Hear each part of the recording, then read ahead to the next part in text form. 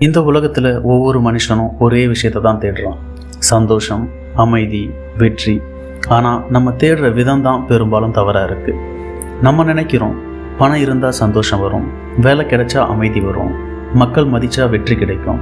ஆனால் இதெல்லாம் வந்த பிறகும் மனசுக்குள்ளே ஒரு வெற்றிடம் இருக்கே, அந்த வெற்றிடம் தான் நம்ம எல்லாரையும் ஏதோ ஒன்று குறைஞ்ச மாதிரி ஃபீல் பண்ண வைக்குது. அதுக்கான பதிலை தான் புத்தர் எளிமையாக சொன்னார்.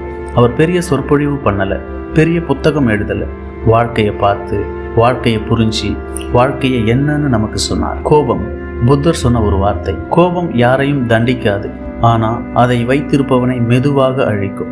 நம்ம வாழ்க்கையில் எவ்வளவு விஷயம் நம்மளோட கோபத்தால் கெட்டு போகுது தெரியுமா? ஒரு வார்த்தை, ஒரு நிமிஷ கோபம், ஒரு தவறான ரியாக்ஷன், அது ஒரு உறவையே உடைக்குது, ஒரு வாய்ப்பு அழிக்குது, ஒரு நாளையே கெடுக்குது. கோபம் வர்றது மனித இயல்பு, அதை புத்தரும் மறுக்கலை. ஆனால் கோபத்தை பிடிச்சு வச்சிருப்பது தான் நம்மளோட தேர்வு. கோபத்தை விடுறவன் பலவீனமானவன் இல்லை, அவன்தான் உண்மையிலேயே வலிமையானவன். எண்ணங்கள், நம்ம நிறைய பேர் நம்ம வாழ்க்கையை குறை சொல்கிறோம், ஆனால் வாழ்க்கையை விட நம்ம எண்ணங்களை நம்ம கவனிக்கவே மாட்டோம். உங்கள் வாழ்க்கை எப்படி இருக்குது? அது உங்கள் எண்ணங்களின் பிரதிபலிப்பு. எப்போதும் பயம், எப்போதும் ஒப்பீடு, இப்படி மனசு ஓடினா வாழ்க்கை எப்படி அமைதியாக இருக்கும்? புத்தர் சொன்னார், நீ நினைப்பது தான் நீ மெதுவாக ஆகிறாய். ஒரு நாள் இல்லை, ஒரு வாரம் இல்லை, தொடர்ந்து நீ நினைக்கிறது தான் உங்கள் வாழ்க்கையாக மாறுது. அதனால் எண்ணங்களை கவனிக்க சொன்னார். ஒப்பீடு, நம்ம அமைதியை மிகவும் சீக்கிரமாக கெடுக்கும் ஒரு விஷயம் அது ஒப்பீடு. நம்ம வாழ்க்கையை நம்ம வாழ்க்கையோடு எப்பவும் ஒப்பிடுறதே இல்லை, மற்றவங்களோட வாழ்க்கையோடு தான் ஒப்பிடுறோம். அவன் முன்னேறிட்டான், அவனுக்கு ரெக்கக்னேஷன், அவனுக்கு வாழ்க்கை ஈஸி. அந்த நிமிஷம் மனசு கேட்கும், நான் போதுமானவன் இல்லையா?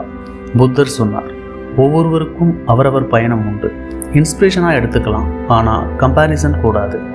இன்ஸ்பிரேஷன் உயர்த்தும், கம்பேரிசன் உடைக்கும். அன்பு, அன்பு என்றால் யாரையோ பிளைண்டாக பிடிப்பதில்லை.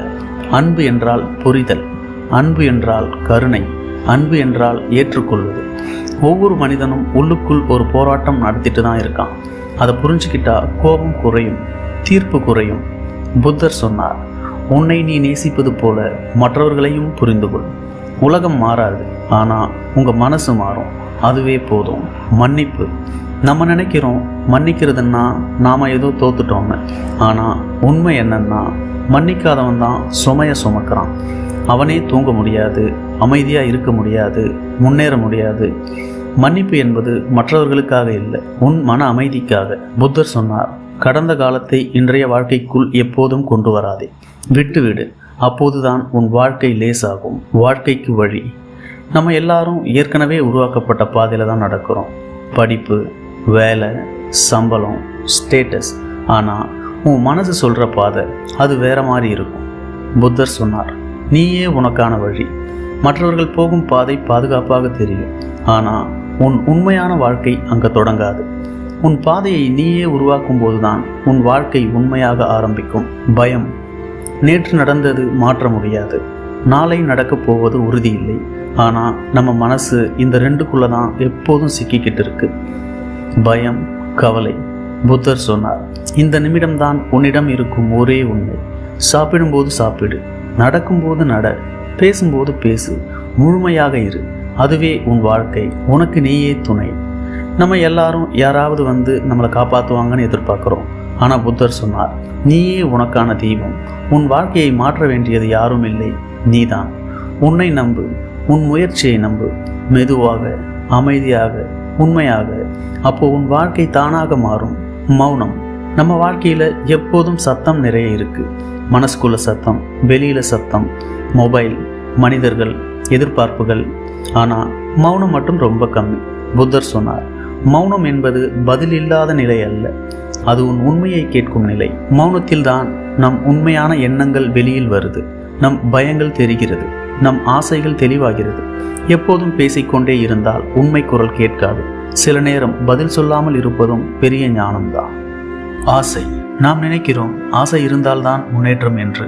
ஆனால் ஆசையுடன் கட்டுப்பாடு இல்லாவிட்டால் அதே ஆசைதான் சிறைச்சாலையாக மாறும். புத்தர் சொன்னார், ஆசை முடிவில்லாமல் ஓடினால் அமைதி ஒருபோதும் பிடிக்காது. இன்னும் வேண்டும், இன்னும் வேண்டும், இன்னும் வேண்டும். இந்த இன்னும் தான் நாம் இப்போது இருக்கும் சந்தோஷத்தை திருடுகிறது.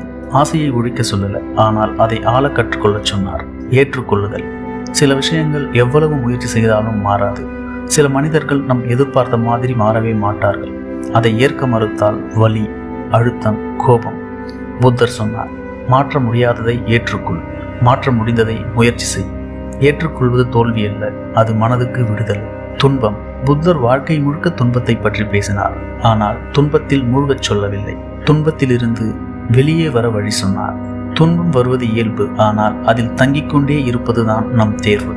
ஒவ்வொரு துன்பமும் ஒரு பாடம், ஒரு புரிதல், ஒரு வளர்ச்சி. பாடம் புரிந்தவுடன் துன்பம் விலகும். நம்பிக்கை. எல்லாம் சரியில்லாத நேரத்தில் நம்பிக்கை வைத்திருப்பதுதான் உன் உண்மையான பலம். புத்தர் சொன்னார், இருள் எவ்வளவு அடர்ந்தாலும் ஒரு தீபம் போதும். அந்த தீபம் வெளியில் தேடாதே, அது உன்னுள் தான் இருக்கிறது. தியானம்.